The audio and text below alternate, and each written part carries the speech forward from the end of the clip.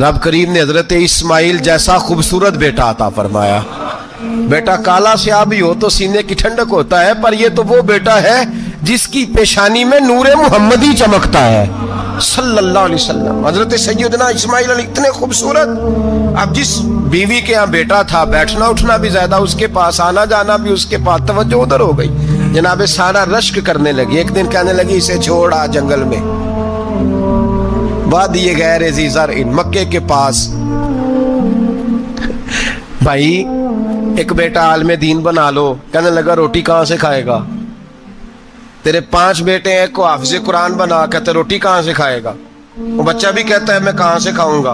हजरत इब्राहीम अलैहिस्सलाम तो चंद महीने का बच्चा छोड़ आए, तो कहाँ से रोटी खाई हजरत इस्माइल ने? कहाँ से खाई उनकी अम्मा ने रोटी? भूखे मर जाते हैं ये सारे। मैं बड़ी जिम्मेदारी से कहा करता हूँ कि जितनी खूबसूरत रोटी अल्लाह करीम दीन के खादिमों को अता करता है, शायद किसी और के नसीब होती हो, लेकिन हम लोग तवज्जो ही नहीं कर रहे। हमारा ज़ौक़ ही नहीं बन रहा। हम ये मेहनत ही नहीं कर रहे कि कौम को मुस्तनद उलमा की जरूरत है। इलाकों के इलाके खाली हैं, इधर हमारा मिजाज ही नहीं बन रहा, तवज्जो ही नहीं दीन की खातर। और फिर चले बच्चे तो बात की बात है ना, जो अभी खुद जवान है वो भी तो ये दुआ। एक साहब मुझे कहने लगे मैं दुआ मांग रहा हूँ, अल्लाह मुझे बेटा दे तो मैं उसे दीन पे लगाऊंगा। तो मैंने कहा आप भी बूढ़े नहीं हुए, आप खुद ही लग जाएं। बेटा तो अभी आएगा तो लगेगा ना, तो आप तो इस वक्त है, तो आप तो पहले लगे ना साहब। 2 घंटे तो निकाल के आए, दीन सीखने को काफी है। आप इतनी लंबी सोच रहे हैं कि बच्चा आएगा तो बड़ा होगा तो वो जाएगा तो देखी जाएगी। अभी तो आप हैं, तो आप तो आओ। हजरत इब्राहीम ने बच्चा वहां छोड़ा। यहां से जो उम्रा करने लोग जाते हैं ना, जो हज करने जाते हैं, उनको पता है कि वहां दुनिया की हर नेमत मिलती है, फिर भी डबल ट्रिपल पैसे लोग जेबों में डाल के जाते हैं। हजरत इब्राहीम जब वहां लेके गए तो कोई इंसान नहीं था, पानी का कतरा नहीं था। 2 किलो खजूरें, एक मशकीज़ा, बीवी को थमाया। हमारे घर में हजारों चीजें पड़ी हैं, लेकिन वो जो तवक्कुल है ना वो खत्म हो गया है। अल्लाह देगा, हलाल हलाल पे कनात करे, जायज जायज पे भरोसा करे, रब करीम अता करने वाला है, वो मिजाज खत्म हो गया। हजरत सैयदना इब्राहीम अलैहिस्सलाम 2 किलो खजूरें, एक मशकीज़ा पानी का दे करके, और वहां बिठाया आपने अपने बच्चे को और अपनी ज़ौजा जनाबे हाजरा को, और बिठा करके ये वापस पलटने लगे तो हजरत हाजरा सलामुल्लाह अलैहा ने आवाज दी, कहा इब्राहीम किसके सहारे पे छोड़ के जा रहे हैं? जहां आबे जमजम का कुआं है ना, जो लोग गए हैं जिन्होंने सफा मरवा की सही की है, सफा मरवा से बाहर निकले ना, सरकार की विलादत का मकाम है, उस जगह पे आबे जमजम का कुआं था। वहां हजरत सैयदना हाजरा को बिठाया। कोई चीज नहीं, कोई दरख्त नहीं, कोई खेत नहीं, कोई पानी नहीं, कोई कुआं नहीं, वहां बिठाया और बिठा करके निकलने लगे तो जनाबे हाजरा फरमाने लगी इब्राहीम किसके सहारे पे छोड़ के जा रहे हो? कहने लगे अल्लाह के सहारे पे। तो पाकबाज बीबी ने एक लफ्ज पूछा, कहा इब्राहीम ये मेरे रब का हुक्म है? ये मेरे बस जिनका अकीदा तौहीद मजबूत हो उनके लिए एक जुमला काफी होता है, ये मेरे अल्लाह का हुक्म है? तो जनाब इब्राहीम अलैहिस्सलाम फरमाने लगे हाजरा हाँ रब का हुक्म है। जब ये लफ्ज कहे तो चाहिए था ना हजरत इब्राहीम तसल्ली देते, तो बीबी साहबा तसल्ली देने लगी। अर्ज करने लगी इब्राहीम अगर अल्लाह का हुक्म है तो फिर आप हमारी फिक्र ना करना। अगर ये रब का हुक्म है तो फिर हमारी फिक्र ना करना। जिस रब ने हमें यहाँ तक पहुंचाया है वो हमें कभी भी जाया नहीं फरमाएगा, फिर फिक्र ना करना। हजरत इब्राहीम आ गए। बात आपने सुनी हुई है, इशारा करना मकसूद है। 13 साल में चले मान भी लिया जाए बाज रिवायात की रोशनी में कि आते जाते भी रहे, लेकिन मुकम्मल देखभाल अपने बच्चे की परवरिश में पूरा हजरत इब्राहीम अलैहिस्सलाम का किरदार, सारा किरदार माँ का था।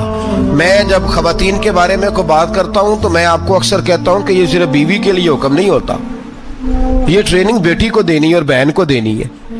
ये तरबियत करें अपने घर में। मैं तजर्बे की रोशनी में ये बात अर्ज किया करता हूँ कि भाई बच्चे बाप के फर्मा बरदार उस वक्त होते हैं जब अम्मा उन्हें बाप का फर्मा बरदार करती है, और बच्चे बाप के नाफरमान भी तब होते हैं जब अम्मा उन्हें बाप का। मैंने अपने कानों से सुना एक दफा एक बच्चा अपने बाप से कह रहा है आपने तो सारी जिंदगी बाहर गुजार दी, पैसे कमाना कौन सा मुश्किल काम है, दुख सुख तो सारे अम्मा ने बर्दाश्त किए। स्कूलों में वो जाती थी, फलाना काम वो करती थी, फलाना काम। अब ये सोच उसकी जाती तो नहीं, ये उसको दी गई है। और अगर उसको ये सोच दे दी जाए कि अम्मा कहे कि मैं तो अपनों में रही सारी जिंदगी, मैंने तो अपनों में वक्त गुजारा, और तेरा बाप तो कई दफा जनाजे भी नहीं पढ़ सका, उसने तो माँ बाप ऐसे दफन कर दिए, वो अगर ये सोच फराहम करे तो फिर बच्चा बाप का फर्मा बरदार होता है। और ये वाली रिवायतें हम बीवी को सुनाते हैं, हालांकि किसको सुनानी चाहिए? बोलिए, बहन और बेटी को। बहन और बेटी को सुनाएं ये बातें, उनको समझाएं, ताकि आगे जाके वो जो घर तरतीब दे वो घर बड़ा उम्दा और निखरा हुआ हो। हजरत सैयदना इब्राहिम 13 साल के बाद आए, चूंकि घर में अल्लाह तबारक व तआला की दोस्ती का चर्चा था, अल्लाह तबारक व तआला की महबूबियत का गलबा था। 13 साल के बाद फलम्मा बालगा माँ हुसा, या बेटा जब इतना बड़ा हुआ कि साथ चलने लगा, तो हजरत इब्राहिम ने अपने बेटे को बुला के कहा, बेटा मुझे ख्वाब आई है, मैं तुझे ज़िबा कर रहा हूँ, तेरी क्या रजा है?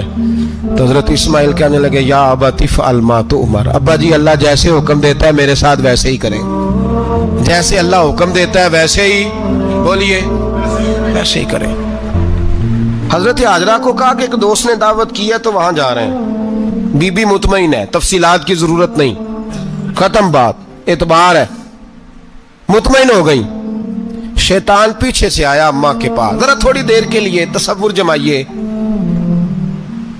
यहां तो पड़ोसन आके कोई बात बता देती है खावंद के बारे में तो कई महीने झगड़ा जारी रहता है, पड़ोसन मल्लेदार। शैतान ने आके बताया लफ्ज क्या है? कहा हजरा तुम्हें पता है कहां जा रहे हैं?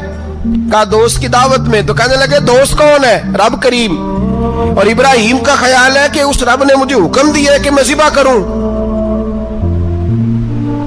तो हजरत हाजरा कहने लगी कभी बाप भी बेटे ज़िबा करते हैं? तो शैतान कहने लगा उनका ख्याल है कि उनके रब ने हुक्म दिया है। तो जनाब हाजरा फरमाने लगी अगर रब ने हुक्म दिया तो फिर तू मुझे शैतान लगता है, तू मुझे शैतान लगता है। का क्या मतलब? फरमाने लगी अगर रब करीम का हुक्म है तो मेरे पास एक इस्माइल है, अगर 1000 भी होते मैं सारे अल्लाह के रास्ते में पेश कर दे देती। मालिक का ही तो है सारा कुछ, उसी का है, इसमें लैतुल्ला अल्लाह की क्या गुंजाइश। हजरत सैयदना इब्राहिम अलैहिस्सलाम ने बेटे के हलक पे छुरी रख भी दी और छुरी चला भी दी, रख भी दी, और वो तो अल्लाह करीम ने फरमाया या इब्राहिम कद सदक़्ता रुया, इब्राहिम तूने ख्वाब सच्चा कर दिखाया, वो क़यामत तक तेरा नाम रहेगा। हजरत इब्राहिम ने वतन भी दिया, जान भी दी, बेटा भी, अल्लाह करीम ने दुम्बे दिए, फरमाया ये फिदिया है। अब ये कुर्बानी क़यामत तक हजरत इब्राहिम के तरीके के मुताबिक जारी है। हजरत इब्राहिम बहुत बड़े मेहमान नवाज थे, बहुत बड़े। आप जब मिस्र में क़याम था तो बड़े बड़े लंबे चौड़े लंगर पकते थे, लोग आया जाया करते थे, बड़ा तफसील के साथ खाना होता था।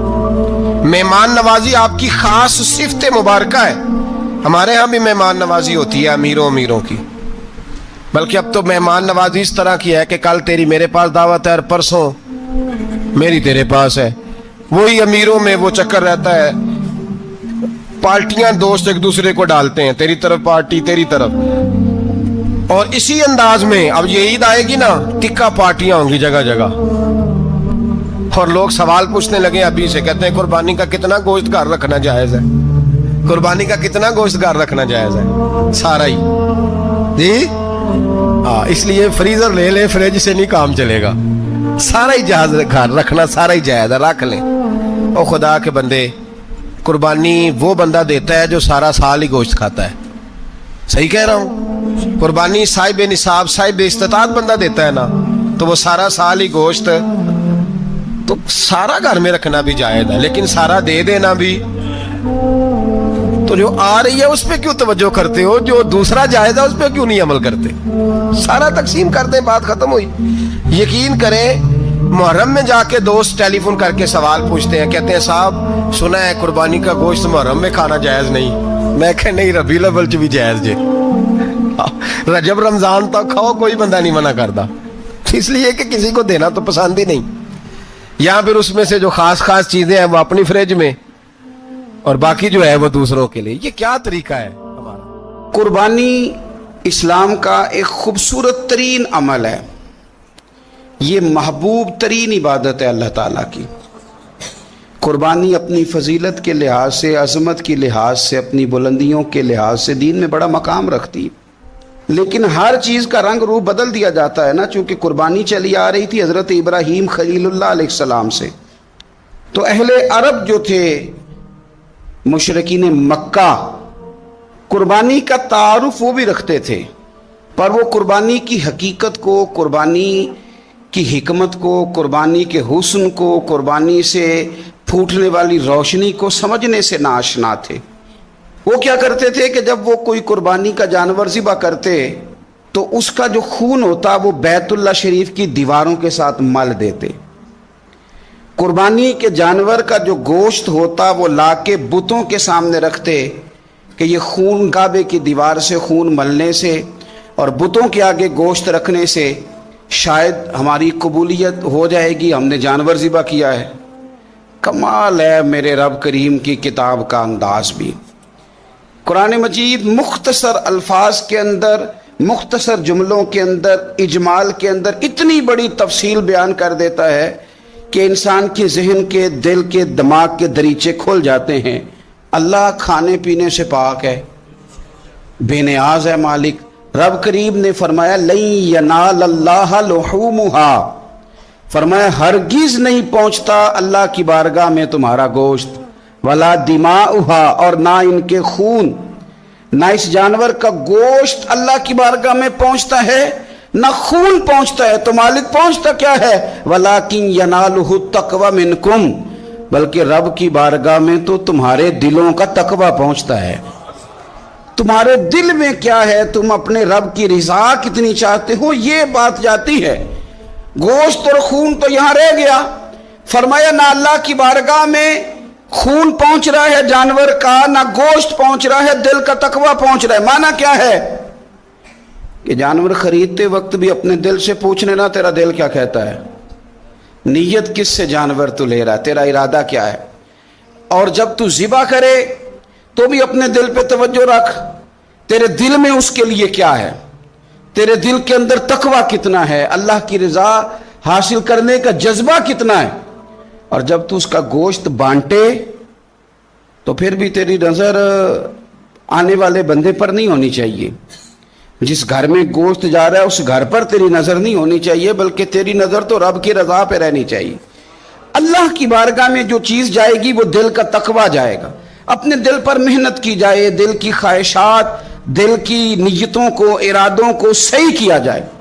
ایک آیت نے سارا فلسفہ بیان کر دیا کہ نہ وہاں خون جاتا ہے نہ گوشت جاتا ہے، وہاں تو تمہارے دل کا تقوی جاتا ہے، تو جس چیز نے وہاں جانا ہے اس پر زیادہ توجہ ہونی چاہیے تھی، اس کا زیادہ خیال ہونا چاہیے تھا۔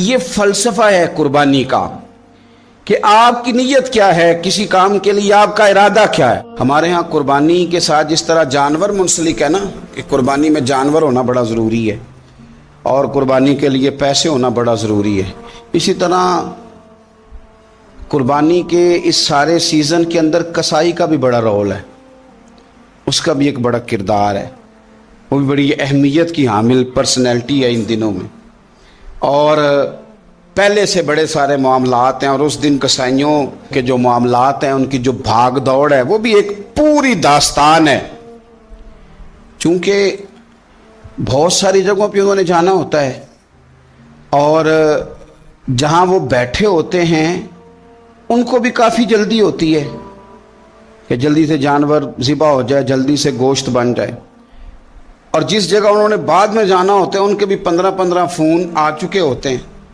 تو وہ جو خاص اسلام حکم دیتا ہے اس موقع پر، اور نبی پاک علیہ الصلوۃ والسلام کی جو خاص نصیحتیں ہیں اور حضور نے جو خاص احتیاطیں بتائی ہیں، وہ احتیاطیں پوری نہیں ہوتی۔ دیکھیں آپ اس فلسفے کو سمجھیں کہ قربانی کی تعریف یہ ہے کہ مخصوص جانور مخصوص وقت میں اللہ کی رضا کے لیے ذبح کرنا ہے، اللہ کی رضا کے لیے۔ اب یہ نہیں ہے کہ آپ نے فٹافٹ آؤ دیکھا نہ تاؤ دیکھا، جس طرح کی چھری آپ کو مل گئی، جس طرح ہو سکا بس اس کو مار دینا ہے، اسے ذبح کرنا ہے اور اچھے طریقے سے کرنا ہے۔ یہ حدیث آپ کو سیاستہ میں ملے گی، مسلم شریف میں ملے گی، ابو داؤد شریف میں ملے گی، حضرت شداد بن اوس رضی اللہ تعالیٰ عنہ حدیث کے راوی ہیں، نبی پاک صلی اللہ تعالی علیہ وسلم نے فرمایا احسان کرنا اللہ نے فرض کیا ہے ہر چیز پر، مالک نے ہر چیز پر احسان کرنا فرض کیا ہے، تو فرمایا جب تم ذبح کرو تو اچھے طریقے کے ساتھ ذبح کرو، چھری کو تیز کرو، اور فرمایا ذبح ہونے والے جانور کو آرام پہنچاؤ، اچھے طریقے سے ذبح کرو، چھری تیز ہو، اسے آرام ہو، اسے تکلیف نہ پہنچاؤ، اچھے طریقے سے ذبح کرو، اسے ٹھنڈا ہو لینے دو، پھر اس کی کھال اتاری جائے، تھوڑی احتیاط کی جائے، اچھے طریقے سے چیزوں کو لیا جائے۔ آپ دیکھیے حضور ایک بات کرتے ہیں لیکن سوچ کے دھارے بدل کے رکھ دیتے ہیں۔ رسول کریم صلی اللہ تعالی وسلم گزر رہے تھے تو ایک شخص نے بکری کے پہلو پر پیر رکھا ہوا تھا اور وہ چھری تیز کر رہا تھا، یعنی بکری کو اس نے گرایا ہوا ہے، لٹایا ہوا ہے، اور پہلو پر پیر رکھا ہوا ہے، اور ساتھ ساتھ وہ چھری تیز کر رہا ہے۔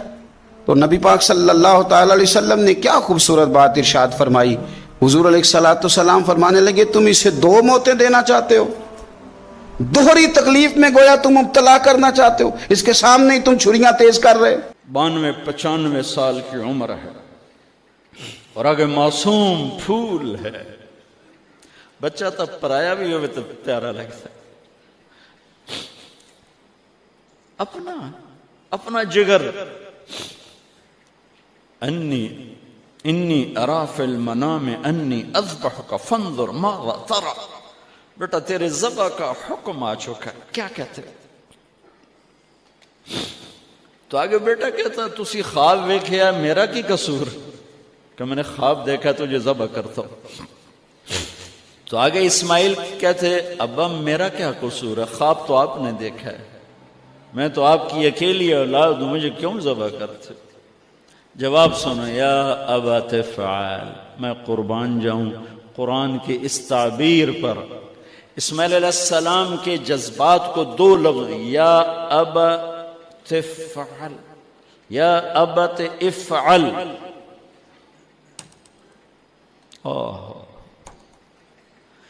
کیا تسلیم و رضا ہے۔ ترجمہ جو بھی ہے، فرمایا دیر کیوں کر رہے ہو؟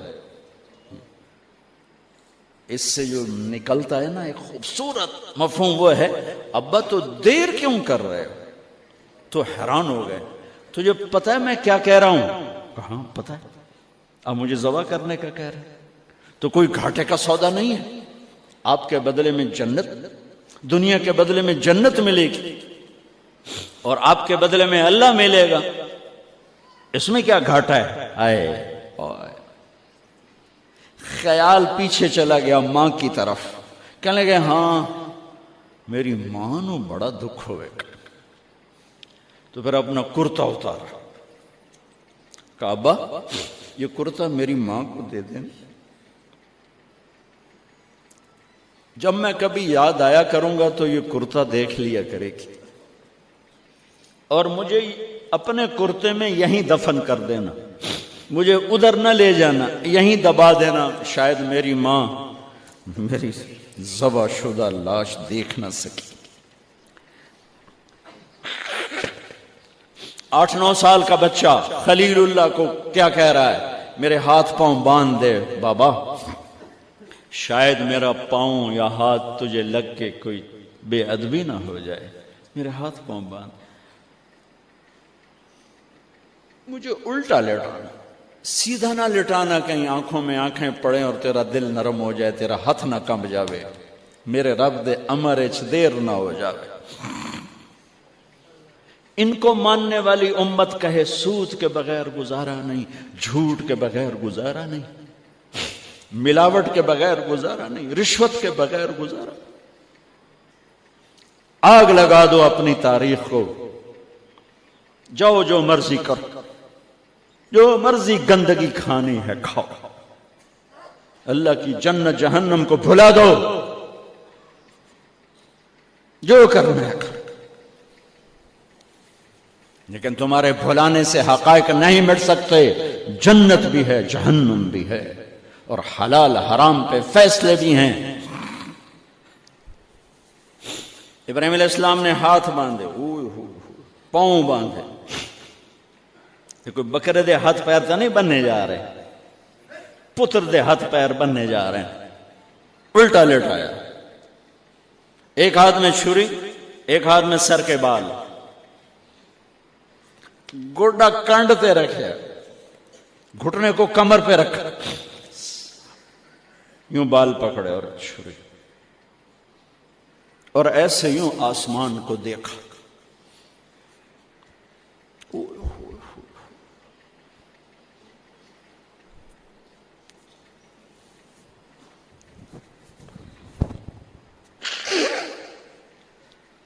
فرمایا یا اللہ تو مجھ سے ناراض ہو گیا؟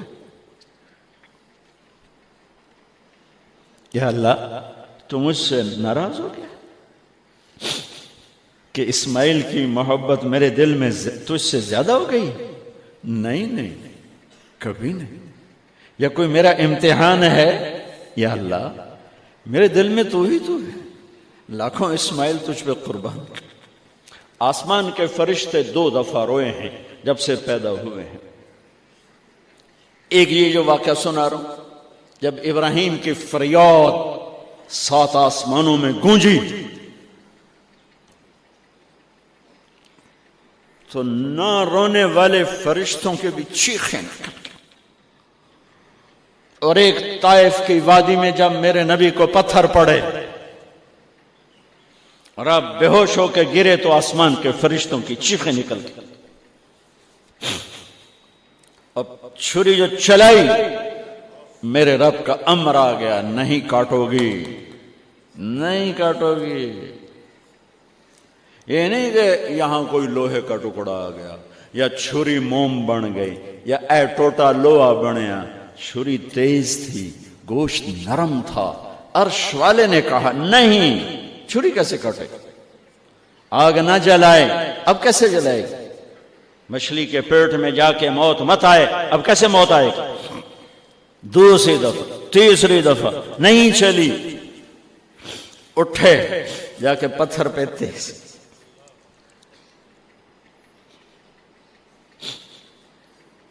یہ علماء نے لکھا ہے کہ جانور کے سامنے چھری تیز نہ کرو تاکہ جانور کو تکلیف نہ ہو۔ قربانی کے مسائل میں آتا ہے، قربانی کے مسائل میں، کہ جانور کے سامنے چھری تیز نہ کرو کہ جانور کو تکلیف نہ ہو۔ پتر دیسا میں چھری تیز ہو رہی، میں چلتی کیوں نہیں؟ جب چوتھی دفعہ پکڑی ہے تو اللہ نے کہا جبریل جلدی کر، میرے خلیل نو جلا لایا ہے۔ امتحان پاس ہو گیا۔ وَنَادَيْنَاهُ أَنْ يَا إِبْرَاهِيمُ قَدْ صَدَّقْتَ الرُّؤْيَا إِنَّا كَذَلِكَ نَجْزِي الْمُحْسِنِينَ وَفَدَيْنَاهُ بِذِبْحٍ عَظِيمٍ۔ پٹی باندھی تھی آنکھوں پر، چھری جو چلائی چل گئے، آنکھوں سے پٹی اتاری تو سامنے چھترا اور آگے اسماعیل اور ساتھ جبرائیل، دونوں مسکرا رہے اور چھترا سامنے پڑا۔ میرے نبی ساری زندگی 2 چھترے ذبح فرماتے تھے قربانی میں، ایک امت کی طرف سے، ایک اپنی طرف سے۔ حج کے موقع پہ 63 اونٹوں کی قربانی دی۔ جس امت کے پاس یہ تاریخ ہو، ان کے پاس کہاں سے گنجائش لاؤں جھوٹ کی، فساد کی، منافقت کی، زناکاری کی، بدکاری کی، جوے کی؟ کتنی میرے نسل کے بچوں کو اسی تلمبے میں رہنے والوں نے نشوں پہ لگا کے، ارے میرے بھائی کیوں لوگوں کے چراغ گل کرتے ہو چند ٹکوں کے پیچھے؟ کیا اللہ کے سامنے نہیں جانا؟ 13 سال کی عمر کو جب حضرت اسماعیل پہنچے تو حضرت خلیل اللہ ملنے گئے۔ ایک خواب دیکھا۔ خواب میں کیا منظر تھا کہ میں اپنے بیٹے کو ذبح کر رہا ہوں۔ اللہ اکبر! یہ کوئی آسان کام نہیں تھا، لیکن نبی کا خواب بمنزلہ وحی ہوتا ہے۔ ہمارے خواب شیطانی وسوسے بھی ہوتے ہیں، الجھے ہوئے خیالات کا عکس ادغاث احلام بھی ہوتے ہیں، اور ہمارے کچھ خواب اچھے بھی ہوتے ہیں۔ نبوت کا 46واں حصہ بھی خوابوں کو کہا گیا ہے، اچھے خوابوں کو۔ لیکن نبی کا خواب محض خیر پر مشتمل ہوتا ہے اور شیطان کے وسوسے کا نتیجہ نہیں ہوتا، یہ اللہ کی طرف سے نبی کو القاء کی گئی بات ہوتی ہے۔ اب حضرت ابراہیم علیہ السلام کو خواب یہ آتا ہے کہ میں اپنے بیٹے کو ذبح کر رہا ہوں، 13 سال کا نونہال بیٹا، اور بیٹا بھی وہ جو اللہ سے دعائیں مانگ مانگ کے لیا گیا۔ حکم ہے کہ اس بیٹے کو میری رضا کے لیے ذبح کر دو۔ اللہ اکبر! حضرت خلیل اللہ اٹھے، بیدار ہوئے اور اس خواب کی تکمیل کے لیے آمادہ ہو گئے۔ اپنی زوجہ سے کہا، زوجہ محترمہ حضرت ہاجرہ سلام اللہ علیہا سے کہا کہ بیٹے کو تیار کر دو، دوست کی دعوت پہ لے جانا ہے۔ خلیل عربی میں دوست کہتے ہیں، اور اللہ نے حضرت ابراہیم کو خلیل اللہ اپنا دوست قرار دیا تھا، تو کہا دوست کے بلاوے پہ جانا ہے، دوست کی دعوت پہ جانا ہے، تو بیٹے کو تیار کر دو۔ حضرت ہاجرہ شہزادے کو تیار کر دیتی ہیں، مانگ سجاتی ہیں، تیل لگاتی ہیں، خوبصورت کپڑے پہناتی ہیں۔ بیٹا تیار ہوتا ہے اور باپ اپنے بیٹے کو لے کر کے منا کی وادی کی جانب بڑھتا ہے۔ شیطان سمجھا کہ یہ موقع کتنا نازک ہے، اور اگر یہ قربانی ہو گئی تو قیامت تک آنے والے لوگوں کے لیے یہ نمونہ ہوگی، اتنا بڑا ایثار۔ تو حضرت ابراہیم کے پاس پہنچا اور کہا، اے خلیل، اے ابراہیم، اللہ کو راضی کرنے کے اور تھوڑے موقع ہیں اور تھوڑے ذریعے ہیں، ضرور بیٹے کو ہی ذبح کر کے اللہ راضی ہوتا ہے؟ تو حضرت خلیل اللہ نے کنکر اٹھا کے اس کو مارتے ہوئے کہا، بھاگ جا یہاں سے، میری گود میں ایک اسماعیل ہے، اگر 1000 اسماعیل بھی ہوتے رب کے حکم پہ قربان کرو۔ حضرت اسماعیل کے پاس آیا، تمہارا باپ تمہیں کہاں لے کے جا رہا ہے؟ کہا دوست کی دعوت پہ۔ ان کے دوست نے بلایا ہے، اس دعوت پہ ہم جا رہے ہیں۔ کہا نہیں نہیں، تمہیں ذبح کرنا چاہ رہا ہے اور اس کو اللہ کا حکم سمجھ رہا ہے۔ وہ آپ نے بھی پتھر اٹھا کے مارا، کہا ہٹ جا میرے راستے سے۔ اسماعیل کے بدن میں ایک جان ہے، لو لو میں بھی جان ہوتی، رب کے حکم پہ قربان کر دے۔ ماں کی ممتا بڑی کمزور ہوتی ہے، اولاد کے لیے اس کے جذبات بڑے حساس ہوتے ہیں۔ تو سیدہ ہاجرہ کے پاس آ پہنچا، کہا ہاجرہ، شہزادہ کدھر ہے؟ کہا کہ باپ بیٹے کو لے کر کے دوست کی دعوت پہ گیا ہے۔ کہا کہ وہ تو ذبح کرنے لے جا رہا ہے۔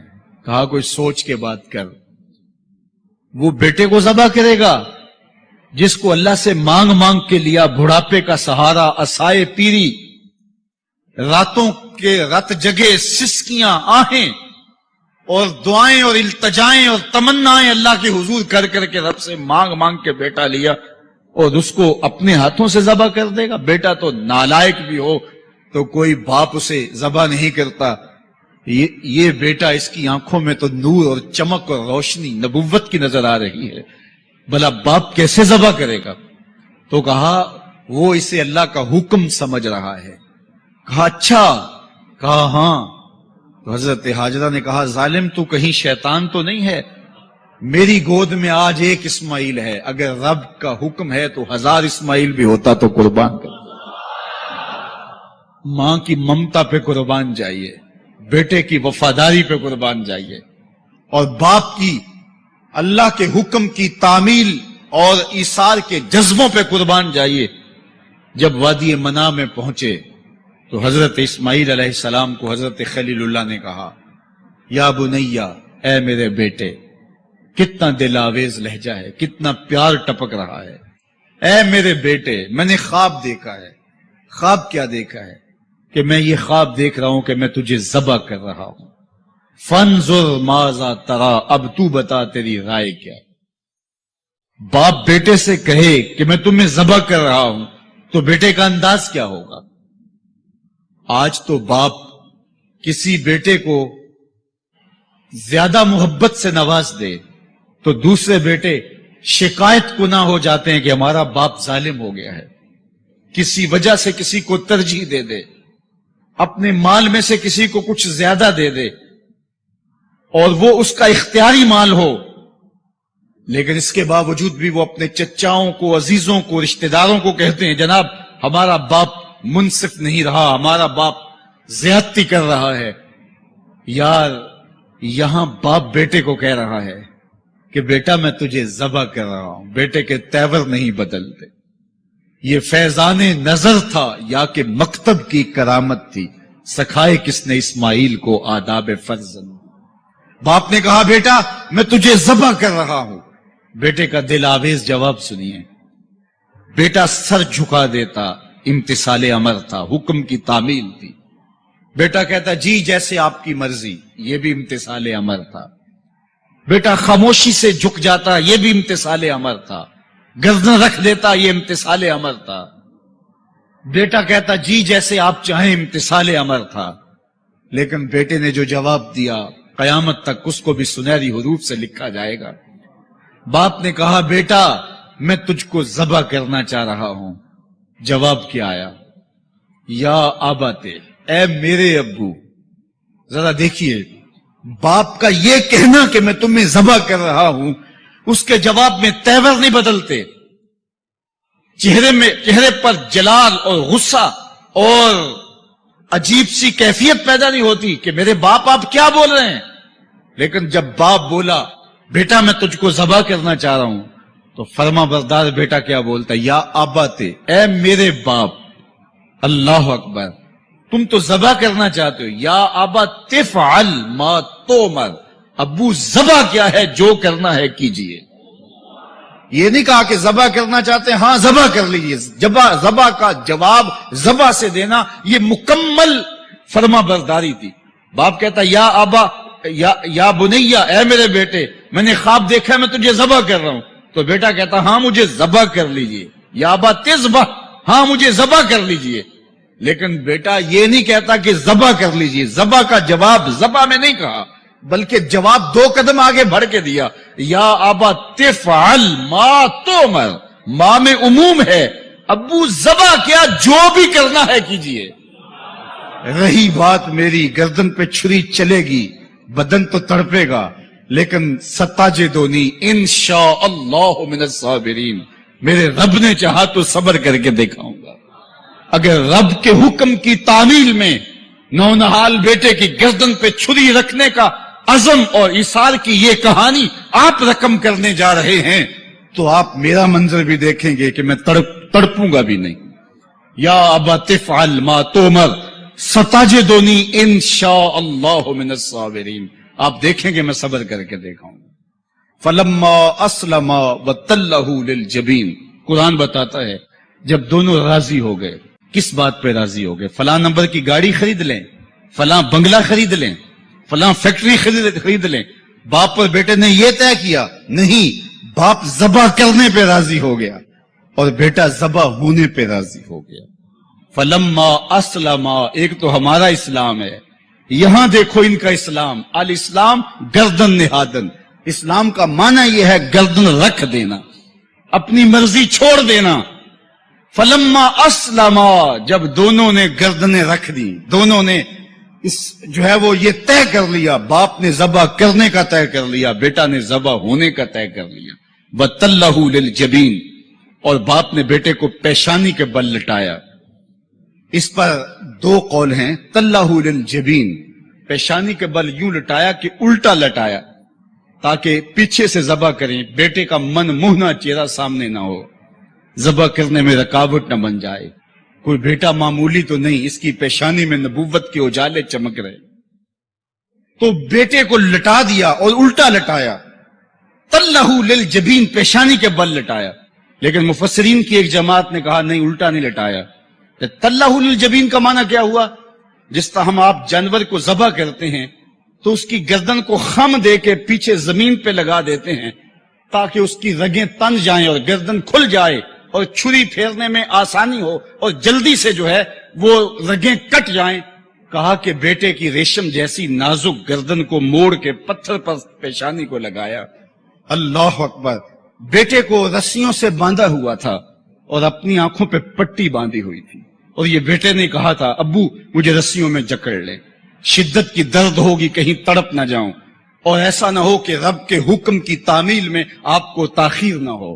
تو باپ نے اپنے ہاتھوں سے اپنے بیٹے کو جکڑا تھا لیکن جو ہی چھری پکڑ کے باپ بیٹے کو ذبح کرنے لگا، بیٹے نے آواز دی ابا جان رک جائیے.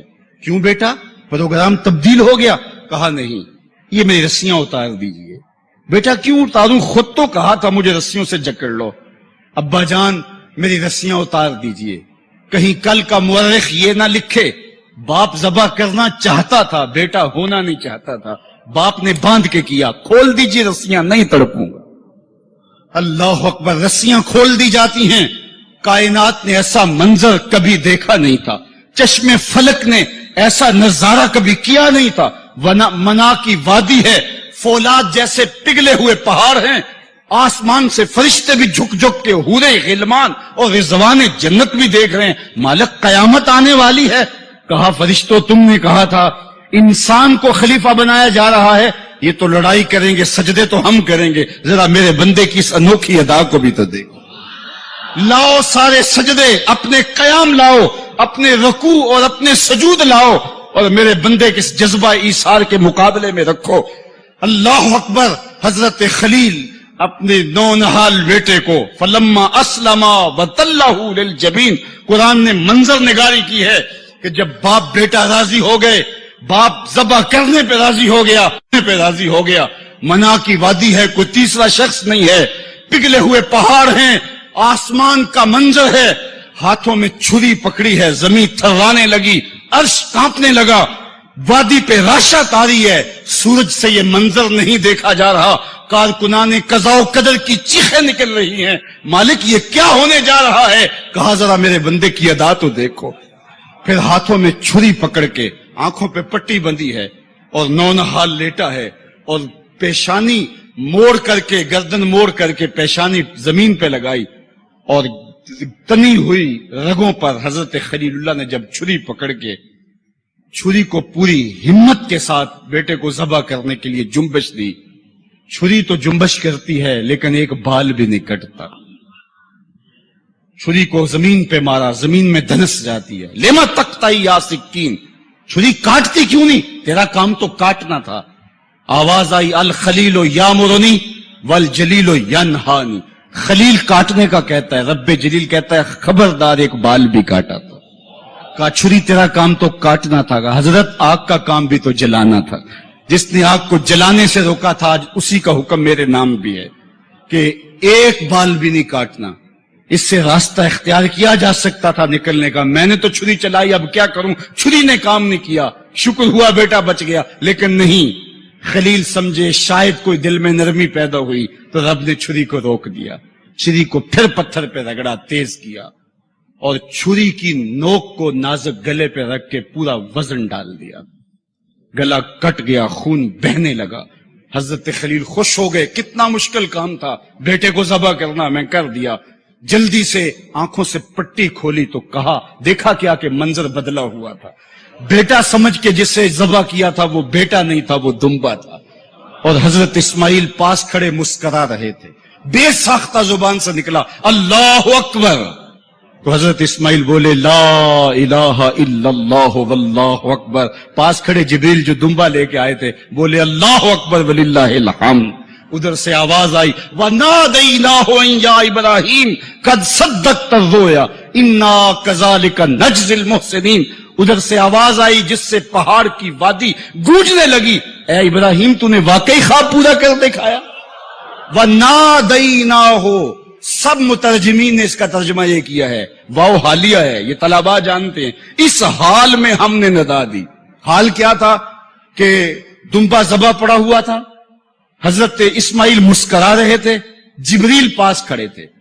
جبریل کا پاس کھڑا ہونا اس بات کی دلیل تھی کہ یہ دمبا وہ لے کے آئے ہیں، اور ان کا مسکرانا یہ ساری کہانی بتا رہا تھا. تو حضرت ابراہیم علیہ السلام نے جب یہ منظر دیکھا تو یقین تو ہو گیا کہ یہ رب کی طرف سے انتظام ہے، جبریل لے کے دمبا کھڑے ہیں.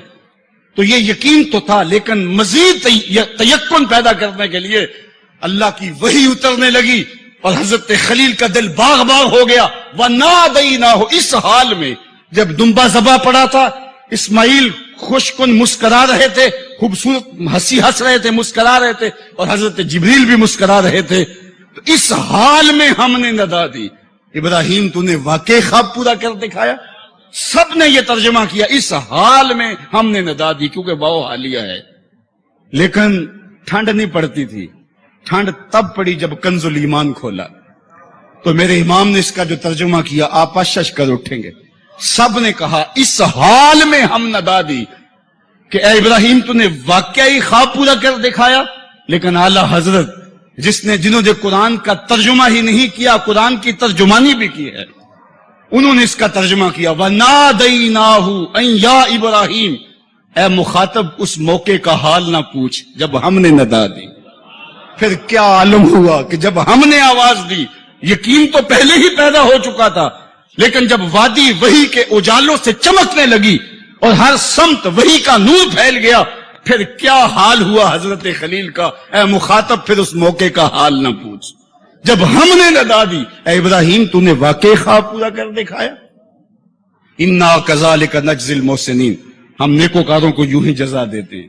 ہم آپ کا بیٹا تو نہیں لینا تھا، بس ابراہیم تیرا امتحان پورا ہو گیا، تو نے امتحان میں 100 نمبر لے لیے، سرخرو ہو گیا، کامیاب ہو گیا۔